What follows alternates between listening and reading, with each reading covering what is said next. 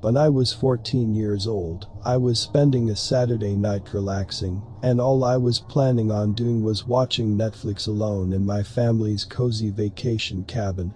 It was a small 2-bedroom cabin out in the country, which meant there were no houses for miles, but I liked the quiet.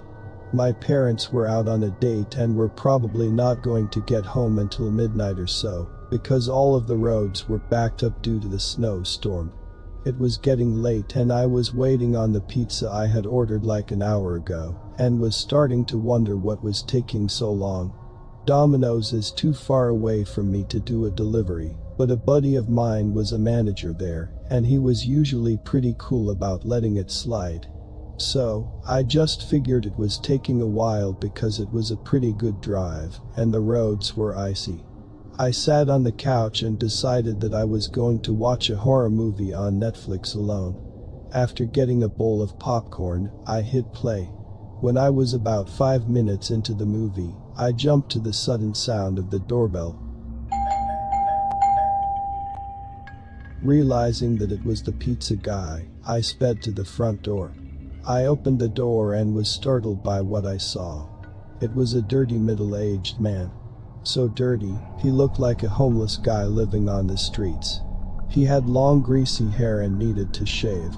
The only thing that kept me from slamming that door was the fact that he was holding a pizza box and was wearing a Domino's pizza uniform, which honestly looked as if he threw it on as fast as possible.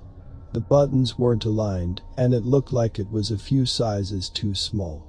The name tag on the shirt saying Michael Smith looked like it was hanging by a thread.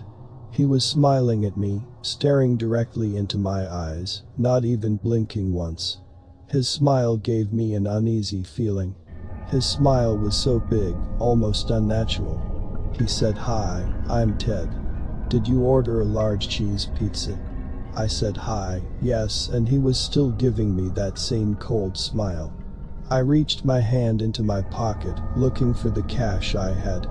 Feeling nothing, I said, "I'll be right back. My parents left the money in the kitchen." He quickly responded, "Oh, so your parents aren't here?" I won't say that. This caught me off guard as I wasn't expecting a response like that, or even a response at all. I was starting to get bad feelings about that guy, so before I left to go into the kitchen, I pushed the door almost shut, leaving a very slight crack open, and put the chain lock on, just in case. I rushed into the kitchen because I still did feel comfortable with that man. I grabbed my wallet and started shuffling through my bills, trying to find the 20 I had in there. My concentration was disrupted by the sound of a breaking news alert on the small TV that we always had on the news channel in the kitchen. The bold letters on the bottom of the screen read, "Domino's pizza delivery man named Michael Smith, found stabbed to death in ditch unclothed." I froze in shock. I remembered that the man standing on my front doorstep had the name tag reading Michael Smith, and that he said that his name was Ted. Chills shot down my spine as I put 2 and 2 together.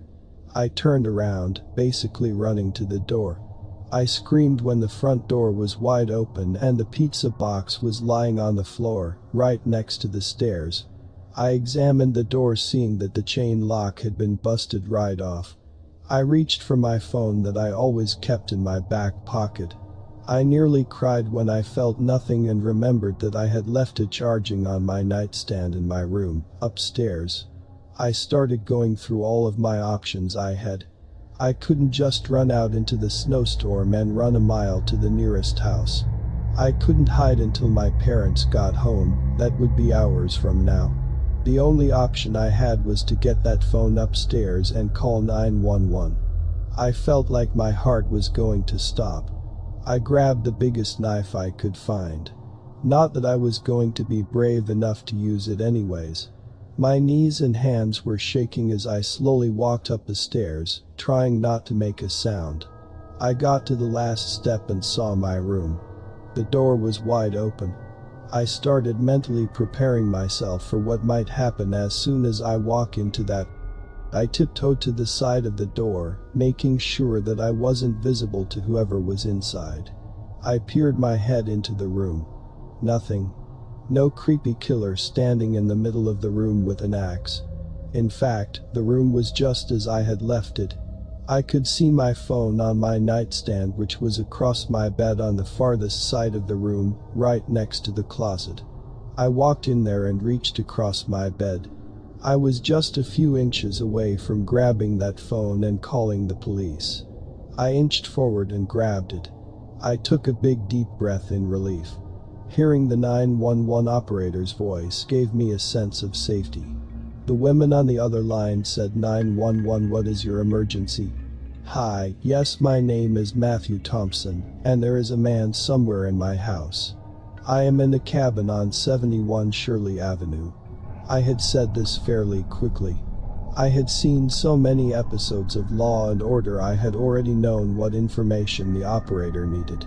As the operator was telling me to stay on the line, something caught my eye. My closet. I always kept my closet closed because I was always paranoid about seeing into the darkness in my closet, not being able to see what was in there. Of course, nothing had ever actually been in there until now. The closet door was slightly open just enough to see two eyes staring at me. Those eyes were not the worst part. What keeps me up at night to this day was the fact that he was smiling, so big. I screamed and the closet door swung open forcefully. Now I could see his whole body. His face still smiling at me. I never ran so fast in my life. I booked it out the room, through the hallway, and the footsteps behind me were never farther than a few feet away. I managed to turn my head to see the man behind me chasing me, still smiling. I threw myself into the bathroom at the far end of the hallway and locked it. He began to laugh.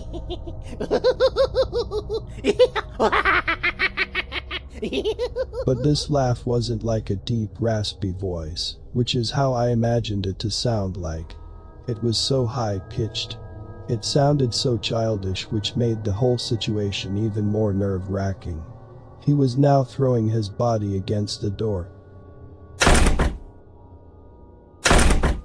Every time I heard the sound of the man's body being thrown against the door, the man's childish laugh followed.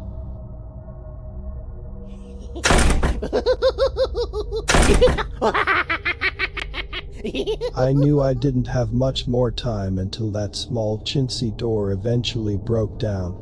But I also knew that it wasn't going to be that much longer until the police arrived. I quickly looked around the bathroom, unfamiliar with it since I usually used the downstairs one. My body was already halfway out the second I saw the small bathroom window, which I had never noticed before until now. Somehow, after a couple more seconds of squirming around, I fell to the ground and was outside. I immediately felt an unbearable pain in my ankle. Struggling to stand up and trying to make a run for it, I realized that I was a dead man, as I could only get a few hops away from the cabin with a storm as strong as it was an hour ago. An hour ago, when I wasn't fending for my life, when I was watching that Netflix movie, not having a care in the world about anything, and now, it was all going to come to an end. I sat down thinking about my 14 years of life, thinking about the last thing I had said to my parents and my friends, thinking about the things that I haven't done yet.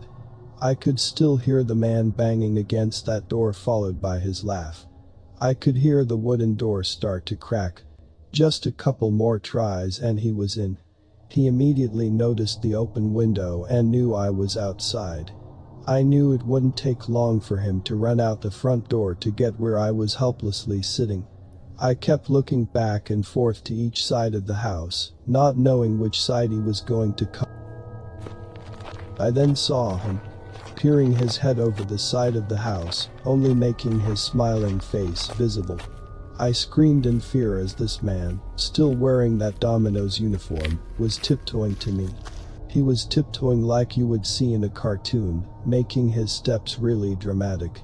This frightened me as I began to realize how insane this man really was. He was about 5 feet away from me when I heard the beautiful sound of police sirens. There could not have been a better time for the police to show up, because as soon as that man heard the sirens, he gave one last look at me, smiled and waved, and as he ran off into the woods, over the loud sound of the wind, I swear I could hear that man laughing. When the cops eventually pulled into my driveway, I crawled towards them, inch by inch, waving my arms in the air, catching their attention. Tears rushed down my face out of disbelief of what had happened. They called in an ambulance and wrapped my ankle up. They tried to send me away to the hospital because my ankle was indeed broken, but I was not leaving until I knew that cabin was searched head to toe. I tried to tell them the story, but was only able to get a few sentences out that barely made sense. After they calmed me down, they were able to get the full story out of me. I stayed with 2 officers and made sure they checked the cabin while 2 other officers searched the woods. By this time it was basically pitch black out and my parents finally arrived. After a long thorough search, there was no sign of the man. I got absolutely no sleep for the next few nights, still imagining that big creepy smile.